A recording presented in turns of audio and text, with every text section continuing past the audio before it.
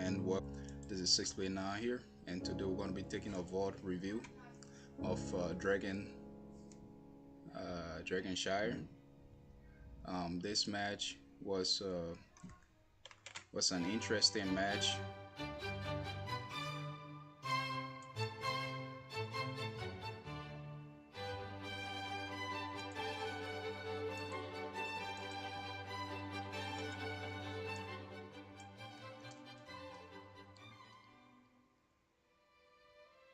Alright, so this match was an interesting match in a sense that we had a bunch of players who were uh, completely unaware as usual. This here is a park match, and we are going against an Illidan and Avatar. Illidan and Avatar, as you can see here, and I wonder if you guys can hear me. Anyways, as you will see in this match, we had a decent off laner, but our tank was completely unaware of the match. Our healer was, and I'm not sure about the KT. I think the KT did well, but for the most part, the tank was unaware. The healer was unaware, but she did try her best to keep up and try to support. But I would like to share this match because it showed the toxicity that is usually like it's common among lowers and even in high elo, because most of these guys are hard stuck and they've been playing in low elo for so long that it kind of becomes like a casual quick play to them. And so whenever they see somebody trying to like play better and try to like ping them and try to give them instruction and whatnot, they become toxic because that's where they've always been, and because they play so long in that elo, in that low elo, they've pretty much lost hope, and they don't want to see anybody else get higher than them in a sense. And that's why you have people throwing match and people throwing tantrum in your matches and in doing draft and whatnot. People will pick Medivh and stuff like Maiev and Genji when you guys need like someone will pick Genji if you need a mage, right? They will pick Genji because they think they are cool. And again, if you want to play a character, if you really like your character, you should play it in the casual queues, in like quick matches and whatnot. But anyways, let's watch this match and you guys will see how that goes. So this is basically how to beat an Arbiter and Illidan comp.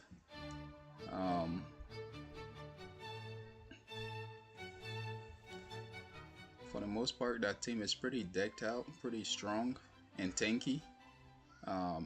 Morales is really tanky if you build her right. So she has her ability that provides heals to her, and that makes her extra strong because the cooldown on it is not that hard, not that like insane. So you can always heal up on her. That's why I'm saying she's tanky. Definitely can go up and heal himself, and he also has a shield and stuff like that. And the hit point pool is quite large, so that also makes him tanky. And Stitches is a tank, so that's that. So the match starts off here. We have KT, and KT went for quest build, which is a bad build. So that's why I'm saying the KT was okay. He wasn't that good, but he was okay. I got the kill there on the Illidan, and this is early match, so they don't have that much damage because they have an Arbiter, and the Arbiter have to stack up.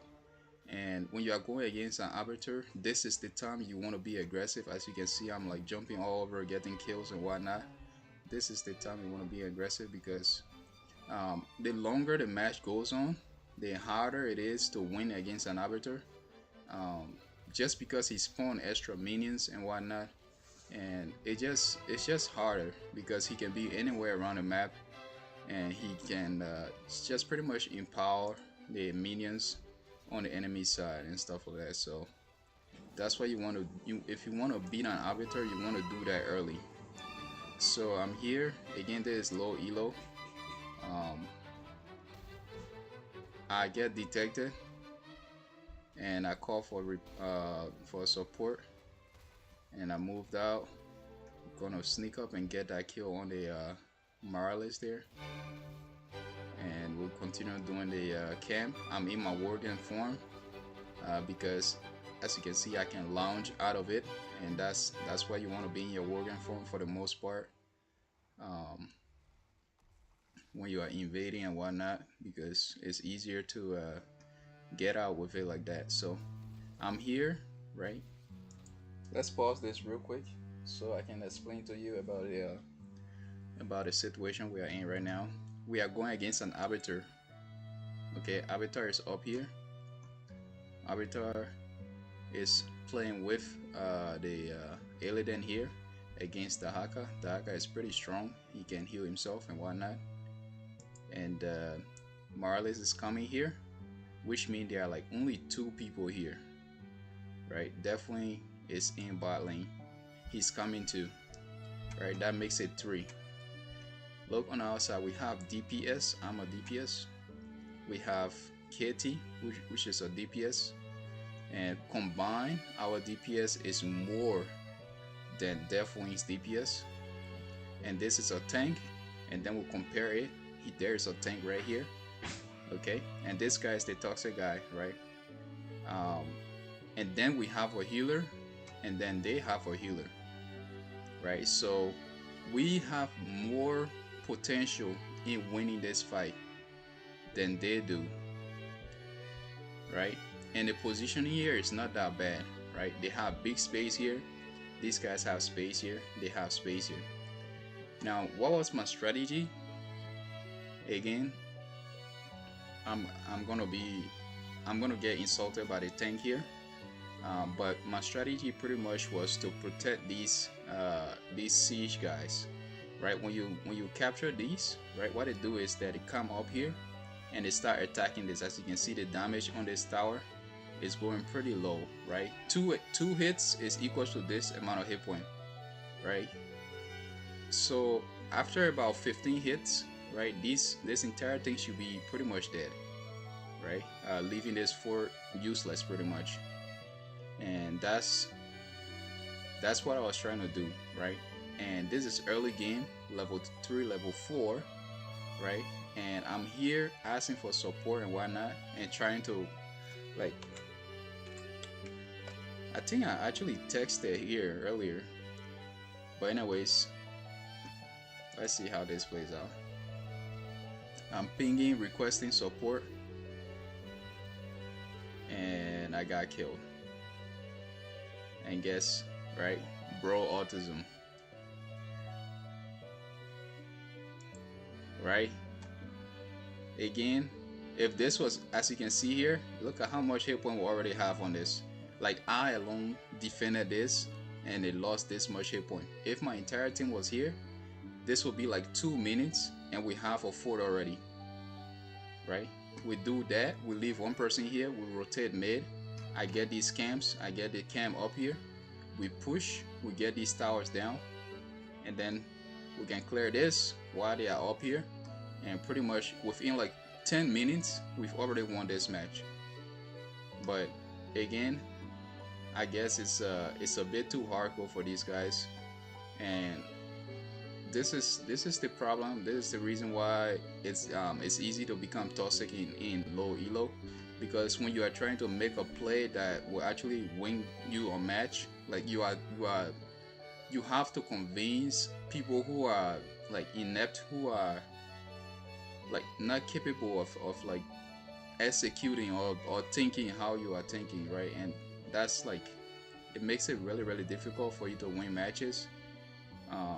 because you can't really like explain to these guys what they have to be doing, right? So it's really hard, right? Claiming from low elo is really hard, and that's why people get hard stuck, and it leads into toxicity, right? So whenever you do something like this, right, you will see what I did. I did something like this. I realized like the skill level and uh, the game understanding of my entire team as a whole, right? This is why I look at people build for the most part, right? And after I saw these things, that's when I realized that, it wasn't worth the effort, and the best way for me to actually win was to actually play on default, since like in auto, like you are playing with AI pretty much, like how you play with AIs. That's how like I defaulted into, in a sense, right? Auto motion, in a sense, right? You just do everything in an automatic way. And anyways, this siege minion will continue sieging, and they will just attack minions and stuff. If we were here, I swear, like we would already had this, and as you can see, the towers are here are already gone, right? In 10 minutes, this match would have been over, but it's gonna stretch out to 20 minutes, 21 actually.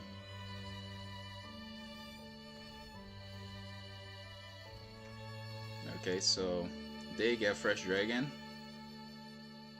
and we're gonna, as you can see, they don't even know how to use the dragon, but damage is damage.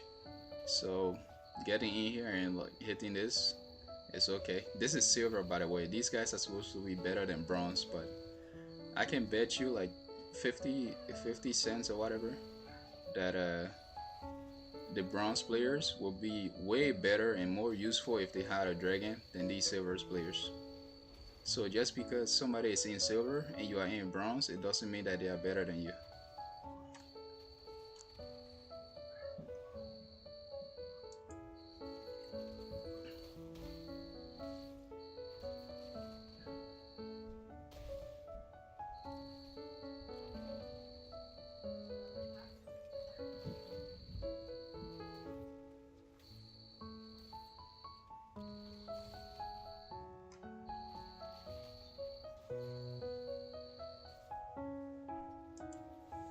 And the Dark Warrior is doing pretty well. He's clearing both lanes.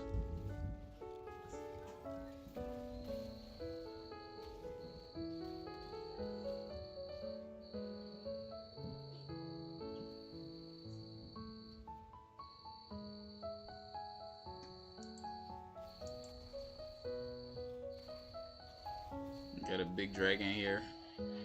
So juicy. Look at that hit point.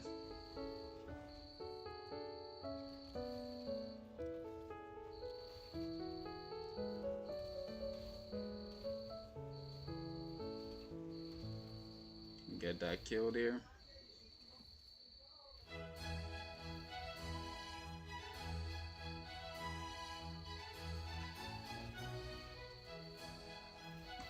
I'm gonna try to get this Morales.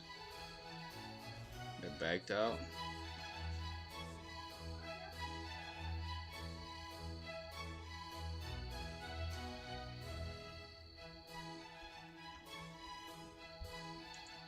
And bottom 4 is gone. It's been 5 minutes now. And while we are building, Kitty is still going the quest flame build. And I don't know, the avatar build here looks pretty good. I think that's like the only, and the Illidan build kind of looks good. I think those are like the only builds. I mean, this style is kind of good too. Alright, these two are good. But the rest, like the rest of these builds are just complete garbage.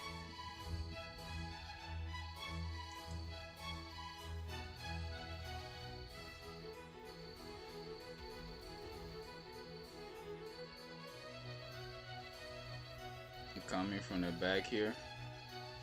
This is early game. I just got my quest, so I'm trying to stack it up.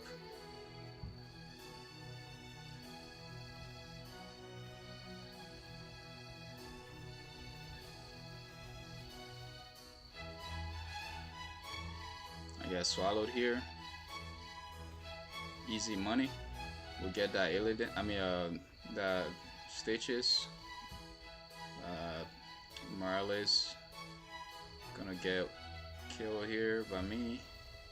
We got some damage from DW here, slowing us down. It seems like he's gonna get away. An ultimate come out from the kitty there, doesn't execute him, and he's gonna drink from the fountain and take a flight.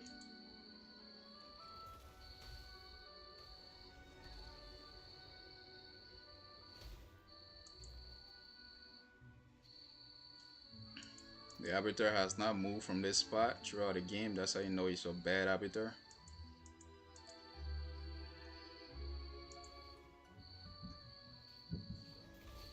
I'm gonna be trying to stack up on the Illidan here. He's gonna get away. No, I alter him, and we're gonna get that kill there with the Lily sprite thingy, getting the last hit. They are pushing top really hard because Illidan just got this monstrosity ult, which is a decent ult. I usually go this monstrosity ult, so that's not a bad pick.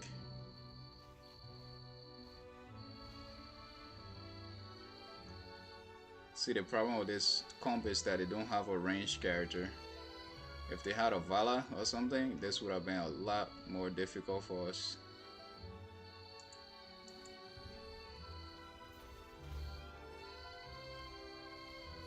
Oh, see that ultimate come out from the Illidan there. He wasn't gonna live, but I did block him, and I am supposed to die here, but the Illidan backs out, so I live.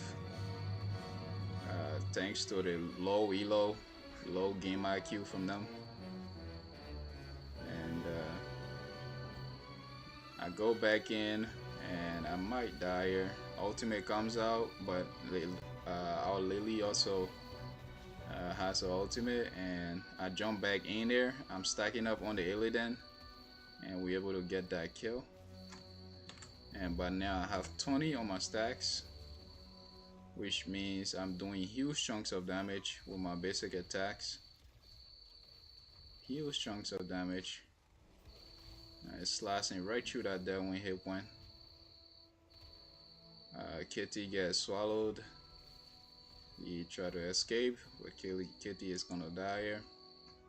These minions, I really hate these minions, because every time you try to cap, that's when these minions become like super extra annoying. I'm gonna jump onto the Lily here.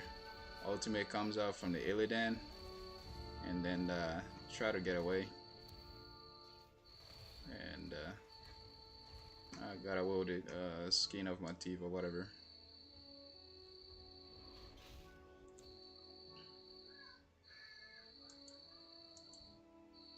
Illidan is gonna stop this shrine here, and we have Daka half hit points still farming.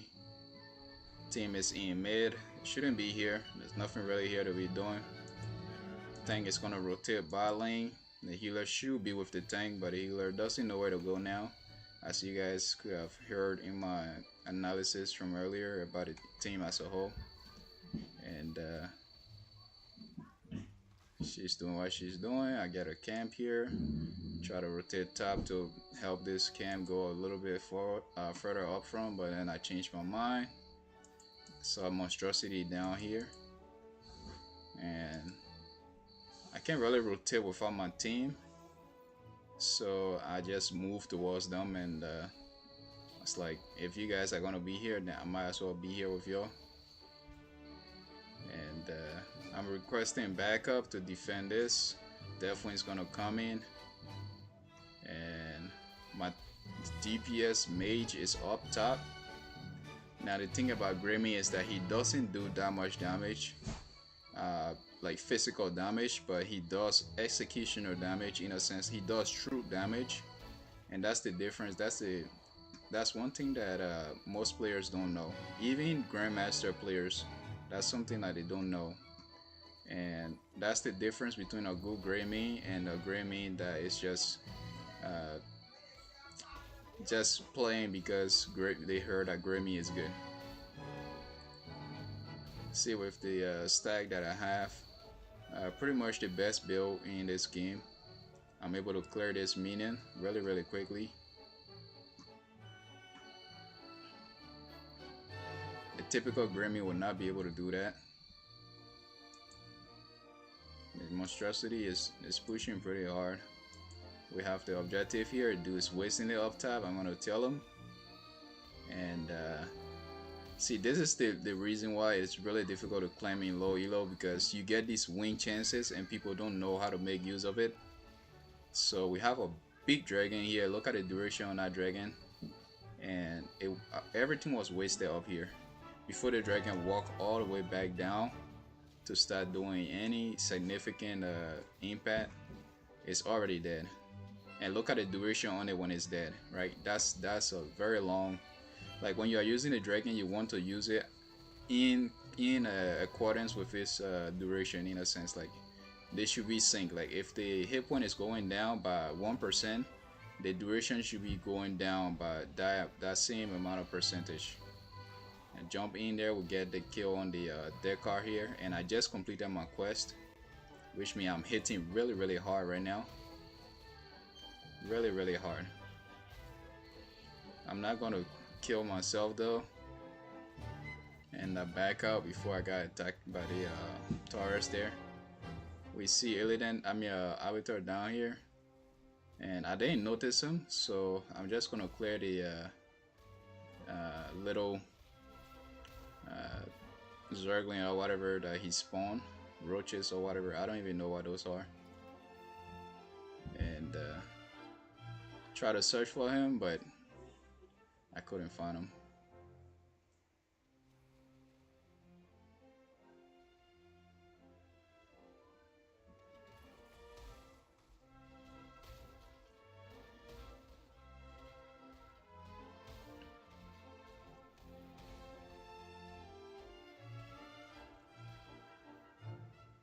Alright, this build is not my default build.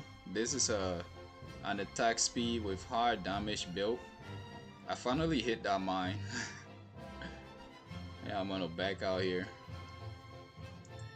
My hit point was low and I didn't want to be a burden to anybody, so before the fight actually started, I wanted to back out and just heal myself, get mana, do everything, and not have to depend on a low elo healer. And I got swallowed here by the tank, and I'm going for my target. I missed my cocktail there, and I'm safe before the Illidan can even make a move. He should have killed me when the Stitches swallowed me there, but again, low elo. Ultimate is gonna come out from the KT here. Can't kill the Illidan, but that's a huge amount of damage. We got the objective, but the minions are stopping it, and I channeled it. I got it, and this thing is gonna get angry for some reason, as if he know how to use it. Gonna get rid of the Illidan there. It doesn't matter what I'm DPS or not. If I know how to use it, then let me use it. The duration is moving fast because the game knows that we are ahead, and it doesn't want us to end fast. So some of these little artifacts happens because the game try to balance itself doing mid-match. So some really strange thing can happen. If you notice them, then it's because the game was designed to like act that way. I had a match where I was going against Nazeebo. She stasis, or whatever, and I waited for the stages to end. She was at 1 hit point pretty much, and then I waited for her to go past the gate, and I hit a cocktail on the gate, and she still did not die. So that was a very strange experience for me, and I just added that to the couple of experiences that I've had with the game acting this way. I've actually been banned before for playing for being disruptive.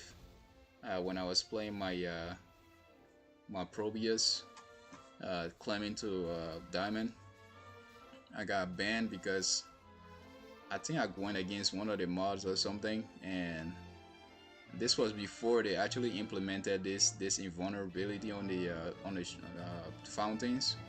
And I went in there and I destroyed their fountains. I was just taking these matches, like I was winning these matches like really fast because my Probius was just way too good, and the build for Probius had not actually been nerfed. So after I got that disruption ban, Probius got updated, the fountains got updated as well, and Graymane also got updated.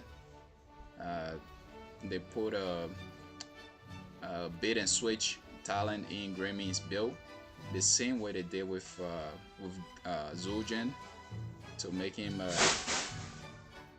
easy for people to build wrong with. Kitty's gonna die here. Illidan is really low, but Avatar is hiding him, so he's gonna live with the lifesteal there. And Dahaka's gonna go down. I mean, mid lane here. So a lot of people coming from bottom. I'm gonna back out, get pulled back in by the stitches there. Back out slowly, went back in with Worgen, Lounge or whatever, and back out. Going for the camp here. These guys are gonna go for the objective. And we're gonna cap this Bruiser camp.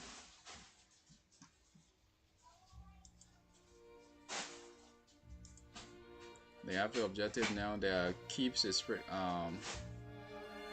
the overall structure on the map is in our favor in a sense. We have a lot of structure than they do. I want to rotate bottom here because we have a keep and they can use it to defend this. They don't need me. Illidan just ulted me, and I stacked up a little bit and I backed out. I've been defeated, so my stack went down, but I have a decent amount of stack here.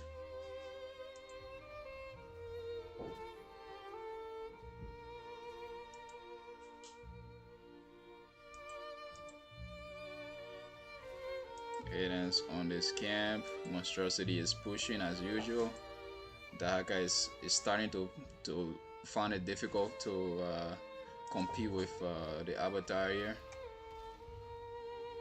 as you would expect. And now I'm in the match here. I don't know what happened, but I guess I rotated and I caught definitely off guard. And I don't want to rewind because you guys are gonna like see some weird glitch.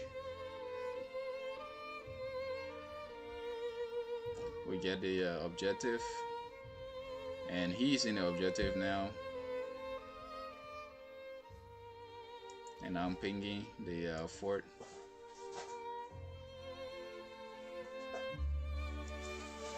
I'm on my way.